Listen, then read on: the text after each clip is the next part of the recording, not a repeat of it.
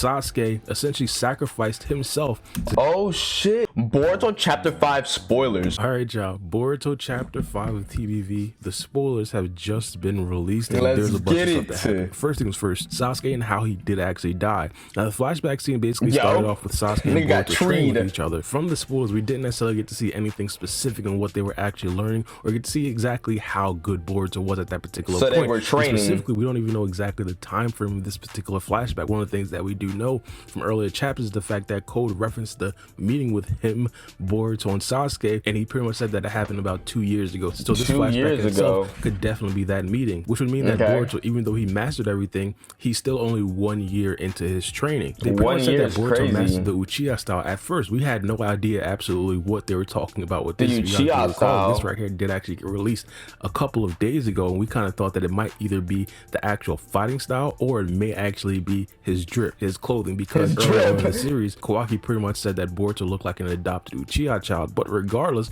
we now find out that he was specifically talking about abilities, fighting techniques, and fighting style. And not only that, he also said that he mastered. So Sasuke taught him all of his techniques, or most of the Uchiha techniques. That's pretty cool. Can't wait to see Boruto use them. That right there in itself is going to be interesting to see exactly how that manifests. Not only because Boruto is not Uchiha, and a lot of the Uchiha quote-unquote techniques are really specific to Uchiha, but also exactly they're like freaking character like, bro. Like, how the hell does Boruto know him, bro? But we gonna see in the later chapters. Like that Boruto is supposed to be stronger than Sasuke, and this right here is going to be very apparent in a couple seconds. There's a lot of dialogue with Boruto and Sasuke in this particular scene, so I'm pretty sure a lot of the Sasuke diehard fans are going to absolutely love this. But the next scene during this flashback scene was the actual battle with Code versus Boruto and Sasuke. Oh, so Code pulled up at this particular time during that meeting. It seemed like they were at the very end of the battle, because it seemed that Sasuke and Boruto had already come to the conclusion that they're probably not necessarily going to be able to beat. Oh shoot, so basically Code pulled up with his 10 Tails army, pulled up on Boruto and Sasuke trying to fight them off. That's very interesting. Code seemed like he just got his scar mark, and we're kind of wondering who actually gave Code that club mark. Turns out Sasuke sliced that nigga. Answer is actually Sasuke. But nonetheless, it pretty much showed that Sasuke essentially sacrificed himself.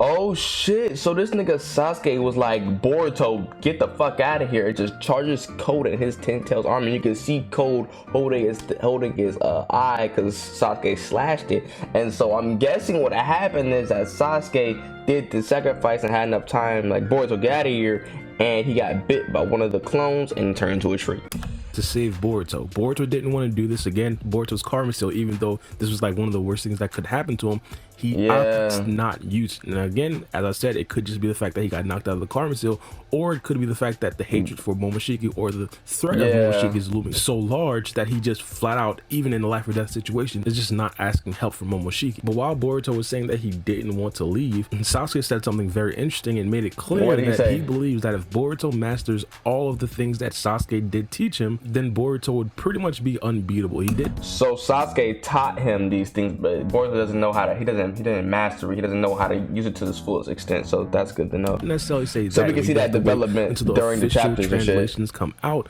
But he said that no one would be able to stand up against him. That like, right there, my personal opinion, kind of mean that Sasuke kind of already understands and already believes that because Boruto is already naturally more talented, because Boruto is a genius, and also because Boruto is part Otsutsuki, pretty much won the DNA Olympics, he's pretty much going to be stronger than Sasuke. Not only that, he may actually be unbeatable. But unbeatable is crazy. Talk about has to be the Shinju. The Shinju in this particular chapter, okay, so basically what happened before was basically what I said. Sasuke got bit, turned into a true, sacrificed himself. Boruto then uses karma for whatever reason, and now we're here to the next part of the chapter.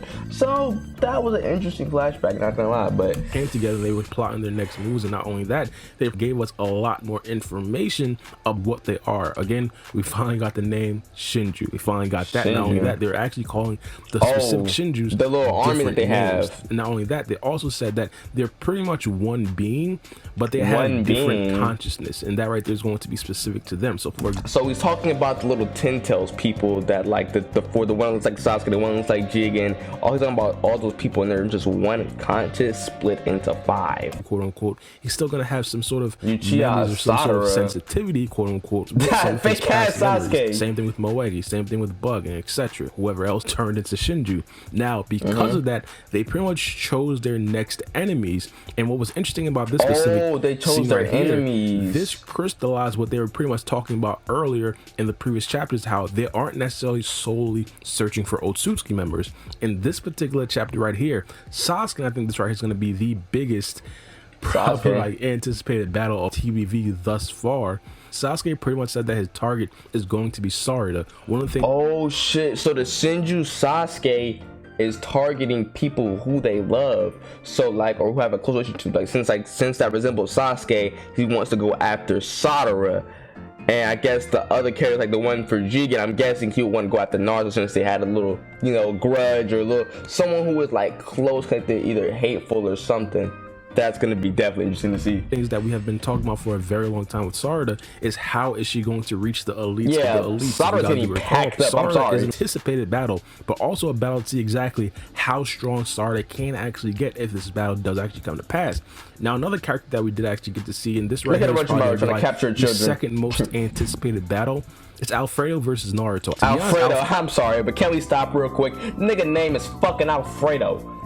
What the fuck, dude? Seems to be the leader of the Shinju, even though they're all supposed to be one being. He always seems to be the leader of the conversation. He always seems to be the person standing tall above everyone, and he always seems to be the person actually talking first. He says that he wants to fight Naruto. This right here did make Ada a little bit weird because she pretty much said that, hey, Naruto is not an Otsutsuki member. Wait, isn't Naruto in another dimension with no time, just sitting there taking a snooze right now?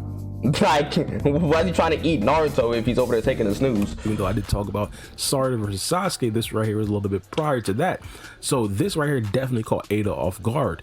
Now, that is weird to go after Naruto. I do want to know specifically how this right here affects Kawaki, because one of the things that we do understand is that Kawaki, above everything else, he probably loves Naruto more than he hates the Otsutsuki clan. Regardless of the other two fights that we do have lined up, the other one is going to be Bug versus Ada. This is going to be interesting for multiple reasons. It could be interesting and could be boring. Bug, back the fuck up. You ain't gotta get mouth to Ada like this. Like, you a little bit too close, my nigga. You could see Ada fight hand to hand, and we could actually get to see exactly how strong Ada ain't got no hands, bro. Some of her actual abilities and techniques in regards to actual fighting. But it could be one of the most boring battles. All understand that Damon is part of the big dogs. We don't fully think that Code has surpassed Damon yet. We don't fully think that these Shinju clones have surpassed Damon yet. And because of that, this could turn out to be an extremely boring battle. And honestly, I won't even rule that out because it is Bug. He's not that important of the character. Now, next is going to be Moegi versus Konohamaru. This right here, in my personal opinion, is actually interesting. I've given up on the character of Konohamaru a long time ago. This could be the start of a redemption arc for Konohamaru. If you guys recall, Konohamaru has been in multiple embarrassing scenes. Konohamaru in this particular chapter is pretty much being told to the audience that, hey, he's going to be involved in the main plot.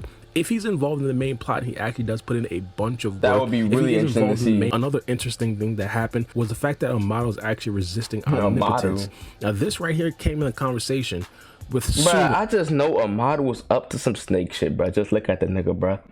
You can't tell me you're not up to some snake shit.